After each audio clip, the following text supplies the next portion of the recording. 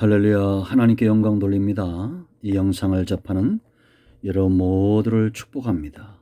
코로나19로 인해서 우리가 하나님을 향한 우리의 사랑과 우리의 신앙이 더 깊어지고, 교회는 또 얼마나 귀하고 성도님들은 또 얼마나 귀한지요. 우리가 은혜를 사모하고 말씀 가운데 살아가는 이 삶이 얼마나 귀한지 하나님 앞에서 우리를 돌이켜볼 수 있는 귀한 기회가 되어서 이 재난이 꼭 힘든 것만은 아님을 압니다. 이제 요한계시록의 말씀들이 더 깊이 열려져서 이 영상을 접하는 여러분 모두가 새 힘을 얻고 이 마지막 때를 잘 준비하기를 원합니다. 이제 우리가 여러분 17장을 보았고요. 18장을 보았는데 우리가 분명히 알아야 될 것이 있습니다. 그것은 하나님의 나라를 세워가는 것이 하나님의 선하신 뜻이고 성령의 역사며 성령 안에 있는 성도들의 삶이다라는 겁니다. 사단의 역사와 하나님의 역사는 어둠과 빛처럼 분명히 다릅니다. 사탄이 지난 사람들의 역사 가운데 성도들을 넘어지게 하는 것, 하나님으로부터 떠나게 하는 것은 바로 음행입니다. 음여로 17장에서 나타나고 있죠.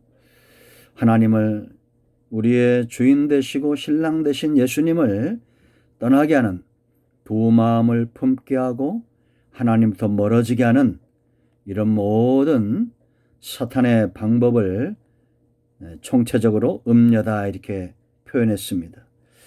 이제 18장에서 그러한 나라들이 하나님을 거역하고 그것이 나라를 형성하고 있는 정치, 종교, 문화, 그 무엇이든지 간에 하나님부터 떠나게 하는 그 모든 것들의 멸망을 다루고 있다라는 겁니다.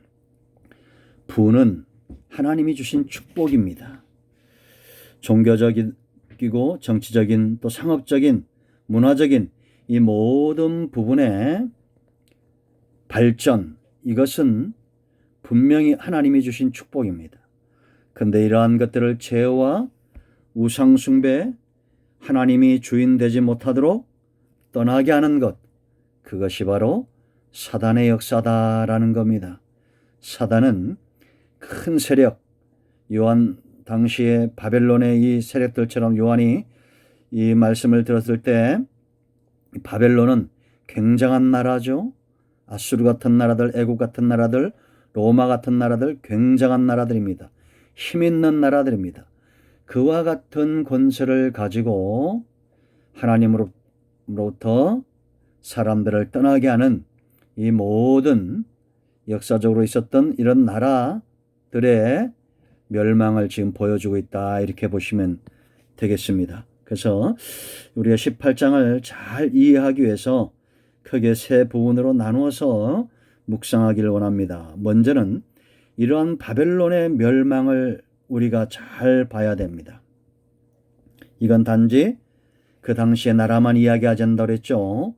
하나님을 거역하는 세상 나라들, 사탄이 세상 지도자들과 종교 지도자들과 또 죄와 그 모든 악한 본성들, 그러한 것을 이용해서 하나님의 백성들을 미혹하는 총체적인 것들을 말합니다. 첫 번째는 이 바벨론의 멸망의 모습들이 18장에 잘 나타났습니다. 그 첫째는 확실한 멸망을 이야기합니다. 1절, 2절 말씀을 보면 이일 후에 다른 천사가 하늘에서 내려오는 것을 보니 뭐라 했습니까? 큰 권세를 가졌는데 그의 영광으로 땅이 환하여 지더라 라고 말합니다. 천사가 등장한다는 것은 하나님의 등장을 이야기하죠. 하나님이 일하신다는 것은 권세 있는 역사입니다. 힘 있는 역사입니다. 세상 권력과 사단의 역사가 감히 막아설 수 없는 그런 권세다라는 것을 알아야 됩니다. 그 영광으로 땅이 환해졌다라는 겁니다. 피할 곳이 없다는 겁니다. 하나님의 빛이, 하나님의 얼굴빛이 세상에 비춰질 때 어떤 죄인도 어떤 세력도 숨을 곳이 없는 거죠. 자, 2절 말씀 보세요. 힘찬 음성으로 외쳐 이르되 무너졌도다 무너졌도다 강조되어 있습니다.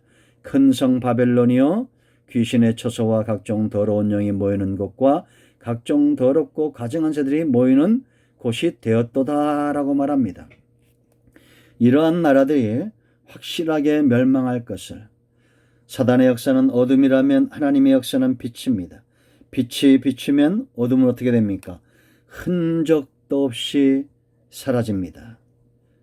이것을 굳이 우리가 실험하지 않아도 알죠.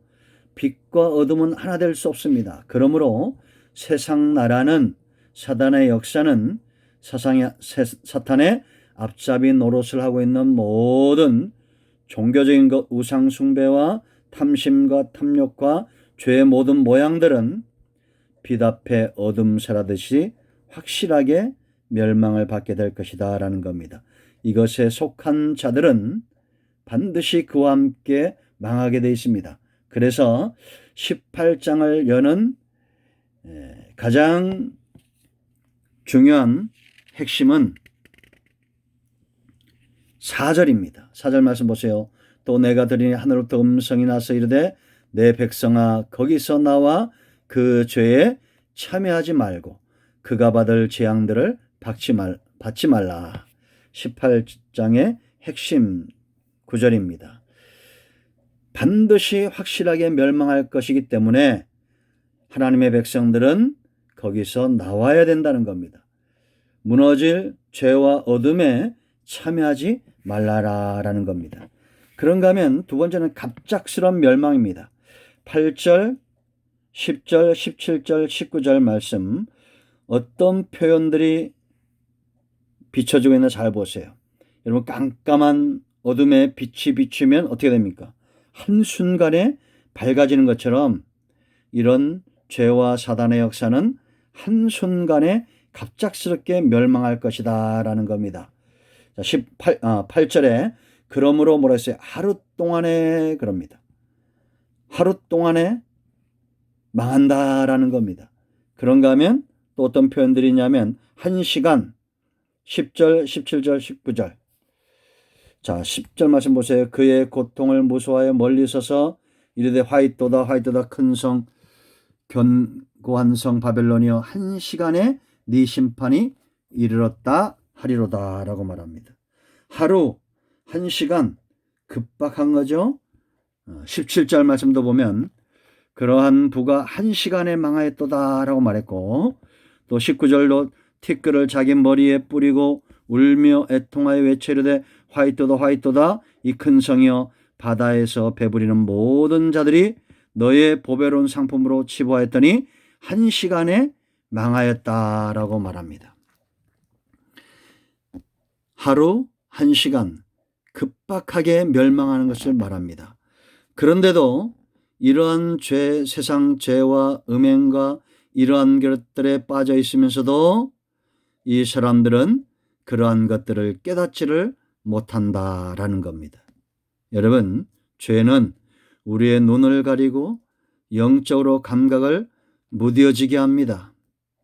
그래서 7절 말씀 보세요. 그가 얼마나 자기를 영화롭게 하였으며 사치하였는지 그만큼 고통과 애통으로 갚아주라. 그가 마음에 말하기를 이렇게 말한다는 거예요. 나는 여왕으로 앉은 자요 가부가 아니라 결단코 애통함을 당하지 아니하리라. 하루 1시간 만에 급박하게 망할 그러한 길을 걸어가면서도 나는 여왕이다. 나는 가부가 아니다. 그 죄가 영원히 자기의 것이 될 즐거움이 될 거라고 착각을 하고 있다라는 거죠. 오늘은 여기까지 하겠습니다. 여러분, 하나님을 떠난 백성들은 어둠과 같습니다. 하나님의 역사는 빛과 같고 사단의 역사는 어둠입니다. 빛이 비추이면 어둠은 한순간에 사라지는 것입니다. 우리는 어느 편에 있어야 되겠습니까? 여러분 모두를 축복합니다. 코로나19 종식과 요한계시록의 말씀들이 깊어지도록 기도하시 바랍니다. 아멘.